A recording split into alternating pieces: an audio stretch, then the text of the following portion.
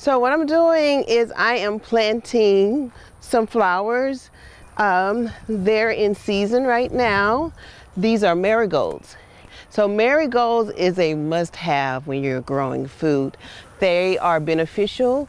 They bring beneficial insects around your plants, as well as they deter pests that you don't want to. The way it works is we pretty much are relying on input of the community to help out with the garden. We teach here, we grow food here, and the apartments right here at Bayou Grand, I work with a group of people over there in those apartments every month. And so what I do is I educate, I cook the food there, and I also harvest it there. And so we have programs where we educate and do workshops and then have them to come over here as well and help out. And so with a community garden, you really want to have community come in, help support what you're doing. So we have a lot of other projects, the other organizations that come out and help us out here. We've had the 4-H out here. We have a coming day of United Way called Day of Caring. It's the largest volunteer day in the city. And so they come out and they help us out with different projects. So either people come to us that want to learn about this or just want to help out doing something good and for others.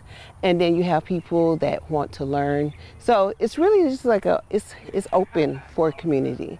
So community farm is community input. I grew up in Shreveport, and I've lived elsewhere after graduating from high school. And the last place that I lived was in Seattle. And Seattle is considered a progressive city, and they had urban farms there because there was not a lot of land there. And there's a lot of, in the urban area, a lot of apartments and condos and not much land. But people are also interested in their food and having good food, whole foods. And so I saw this happening there where I would live. There would be a community garden there, and also where there were condos and rooftop gardens. And I was like, wow, I want to be a part of this. I want to grow my food. And because I'm health conscious and I'm from a family of farmers. My family for generations and generations have lived off the land. And as I get older and wiser, I learn to value those things that may not have been on my radar before. And so quarantine, when we had COVID, definitely brought out a lot of that dependence that we have on the food system that we may not be able to rely on in certain situations. I wanted us to feel powerful. I wanted us to be more self-sufficient.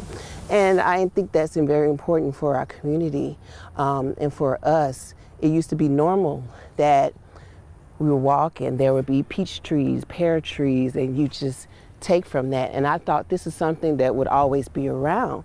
But to see the difference in that and to see that we're not aware of where our food comes from, it was very concerning. And so I said, well, I don't know how to start a community garden, but I am going to start my garden. And so I started planting my garden during quarantine. And then also, it just light bulb rang. It's like, I'm going to figure out how to do it with my community. I did some research. Some people suggested Shreveport Green, and I worked with Shreveport Green Shreveport program because they were just hiring. And I knew this is what I wanted to do. This is aligning with my purpose. And as I get older, my life, I want to live in purpose-driven. And they valued me, and I valued them. And then I started working with Shreveport Green.